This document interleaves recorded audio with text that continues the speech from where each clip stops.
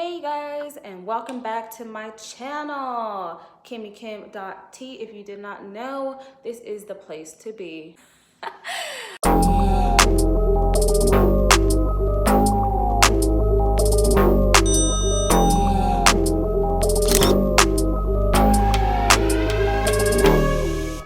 It's been a while since I have done this update video for you guys. If you saw my last videos, you saw me traveling to my first travel nurse assignment, and you also saw what I packed in my must-haves for that assignment. So I'm just giving a quick update, letting you guys know exactly how it went for me, and answering some Q&As. As you can tell by the title, I'm answering the questions, what you want to know, what I can address for you to kind of give some clarity into all this. So before we get started, like, comment, and subscribe. Turn on those notifications, and let's get it.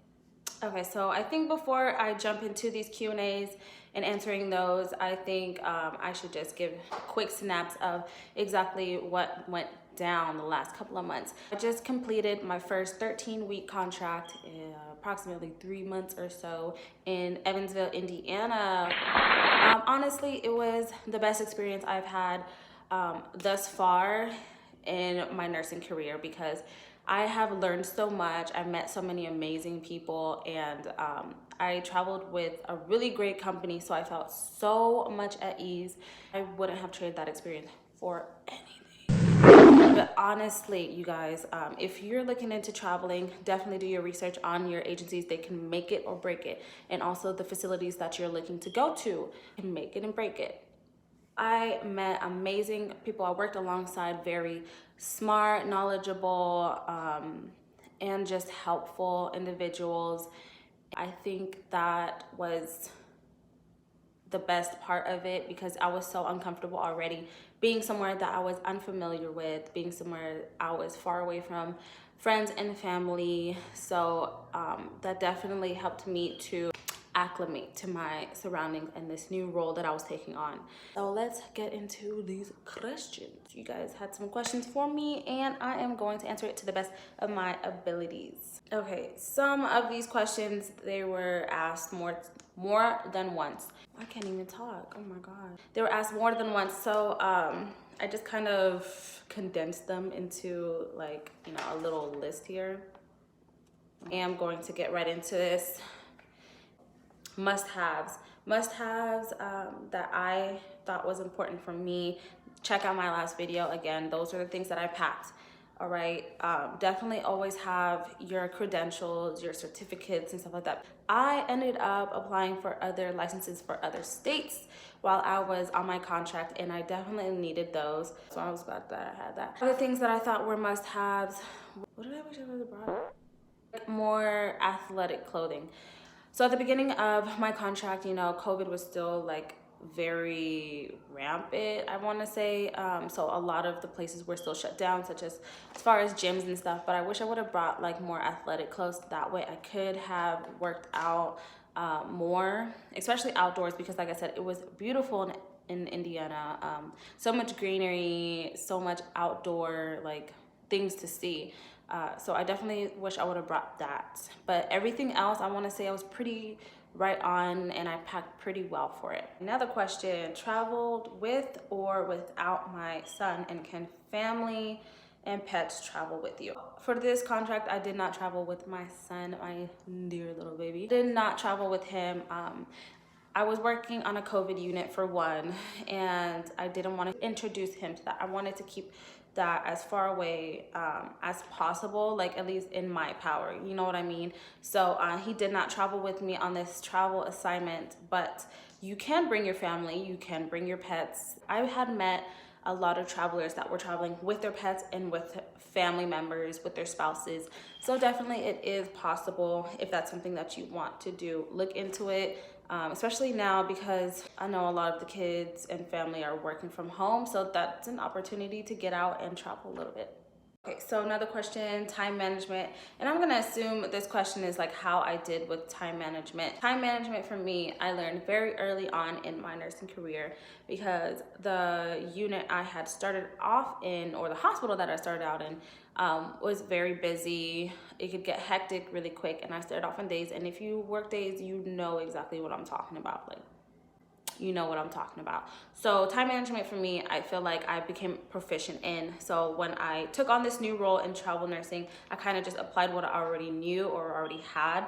I didn't know what I was expecting. This hospital was a level 2 trauma hospital. So I knew that, you know, I was gonna be on my feet a lot, quite a bit. So I knew that I was gonna be busy, and that's what I was, but it was very manageable, and I had a great, you know, team with me, so it was good. Question about assignments, different kind of assignments. The assignments vary, and it really just tailors to you and what your specialty is, what you're proficient in. You do a whole checklist, a skills checklist, you know, a knowledge-based checklist about what you're proficient in and what best suits you as far as your assignments. For me, I was on a COVID unit slash pulmonology unit. My background is trauma. My background is critical care, so I was kind of flexible with all of that. Choose something that you're comfortable in, something that you know that you've done quite a bit and that you'll be able to perform independently, if that makes sense. That you don't need a lot of coaching in, because especially for your first travel assignment, you don't want to be thrown into something that you are completely like a fish out of water in. That's my advice for as far as assignments and choosing your assignments. And if you have a great recruiter, then they're gonna also help you to choose the right assignment for you, and they don't want to like make you uncomfortable, if that makes sense. Next question, adjusting to a new environment and your coworkers. Adjusting at first I thought was going to be very difficult for me. Like, I'm used to traveling a lot or moving around kind of a lot because my background as a child, like, grew up a military kid, so I'm used to moving around and adjusting to new environments and places. This one I thought I was gonna struggle with a lot because this is my career. This is something that I'm passionate about. I really wanted to do well in and exceed and you know, be the best that I could be for my patients, you know, be helpful to my colleagues. And honestly, it was the team that I worked with that were so amazing. Everyone there, awesome. They were very helpful. They were just amazing as far as being understanding. You know, I told them that this was my first travel assignment, and they automatically, you know, just kind of took me in, and I was like, oh my God, this is awesome. Because you always hear about nurses eating their young, or, you know, the travel nurses on the floor aren't liked as much, but I did not experience that, and it was just a really welcoming place and people. So I would say that I adjusted pretty well, and I have the facility to thank for that, my travel agency for that and recommending that place, and then also like the people that I worked with. You guys are awesome if you watch this. For real. Okay, next question is about expectations versus reality. Expectations versus reality. Expectations. So my expectations were exceeded by reality, to be honest. Expectations were really just to be somewhere spectacular with, you know, spectacular people and be able to make a difference in people's lives and to be a helping hand for them. And I think I exceeded my expectations. Just a pleasant reality. Next question, floating shifts and on calls. Floating shifts, yes. Well, I floated a lot. Let me rewind. Okay, so the first month and a half, I probably floated almost every shift. No, okay, I'm not gonna say that. I'm not gonna say that I floated like every shift, but I floated a lot, so it felt like that. You work about 3 to 4 shifts a week, so if you're floating 2 of them, it's gonna feel like you're floating a lot, which I mean, kind of is. So I want to say for the first month and a half, I floated a lot to different units. I floated to other med-surg units. I floated to ICU. I floated to step downs. I floated just quite a bit, but it wasn't as I keep burping. I don't know. It wasn't as difficult as I thought it was gonna be. No one really likes to float. Like, you always hear people complain about floating, but honestly, floating was not an issue for me because, again, the staff was just very helpful, helping me get adjusted to being on the unit for that night shift. You know what I mean? So it wasn't like me running around like, ooh, mad, crazy, looking around for supplies and just not understanding policy and procedures for that unit. They were very understanding and helpful. I did not do any on-calls. I think on-calls kind of just like depend on your contract, depend on like the facility and their requirements and stuff like that for that, or what unit you're on specifically. I did not do any on-calls. I picked up extra shifts here and there. And I can't say that I did on-calls, and it wasn't a requirement for my contract again. So make sure that you check up on your contract and those like policies for it, okay? Don't want to be on call unless I sign up for on-call. And who really signs up for on-call? Like, I think I did like a couple of times before I did like traveling or anything like that, but I wasn't like crazy for on-calls. No. Living expenses and your stipends. Living expenses. Okay, living expenses. Let's get into this because honestly, I knew then what I know now.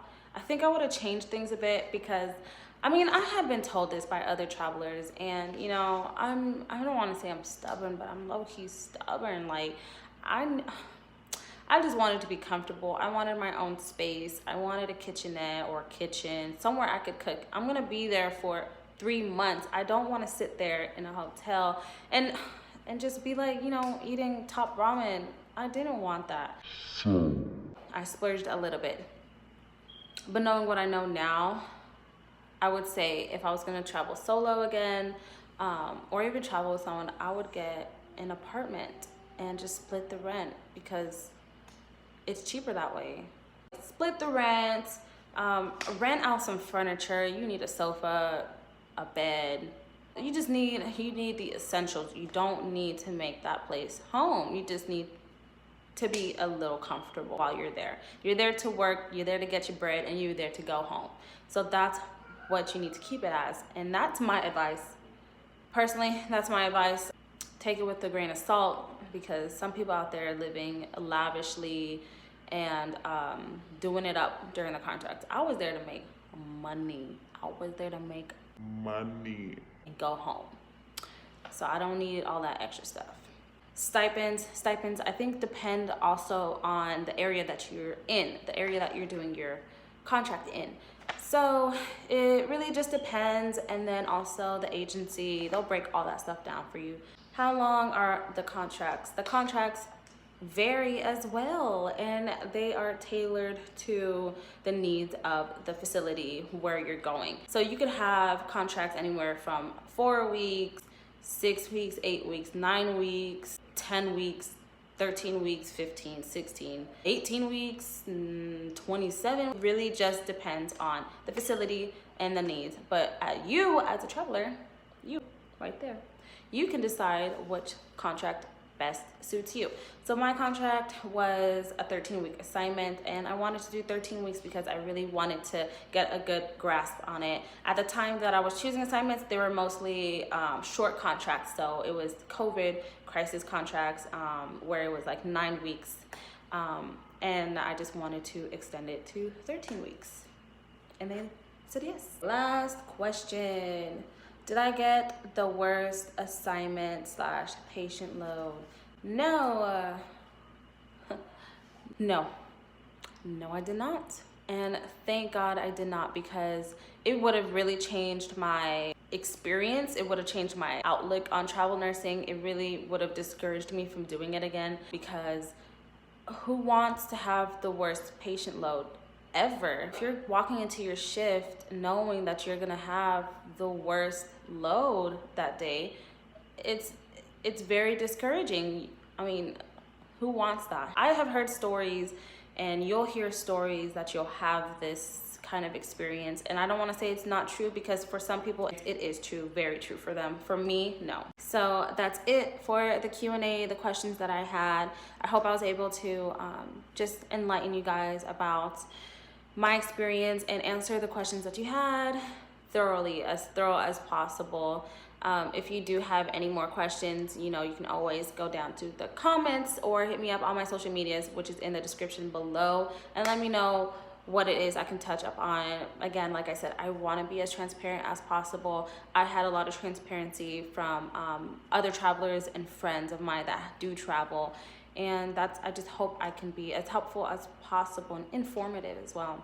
Well, yeah, like, comment, and subscribe. You know what to do. Before I go, I forgot to tell you guys, guess where I'm going? In a couple of days, I'm actually leaving for my second travel assignment. I'll be going to the tropics of Florida. So wish me luck, and I'm pretty sure if you follow me on my social medias, you'll be seeing a lot of the things that I'll be doing and hearing a lot about how my experience is going, and I'll do as much as I can to I need to really get better at doing these little videos. It helps me and it helps you guys just to stay on top of what's going on in the world, what's going on with COVID, what's going on in healthcare. And I really appreciate you guys for all your support. Make sure you're staying safe, wear your mask, stay 6 feet apart. Stay 6 feet apart. And I'll see y'all next time. Bye.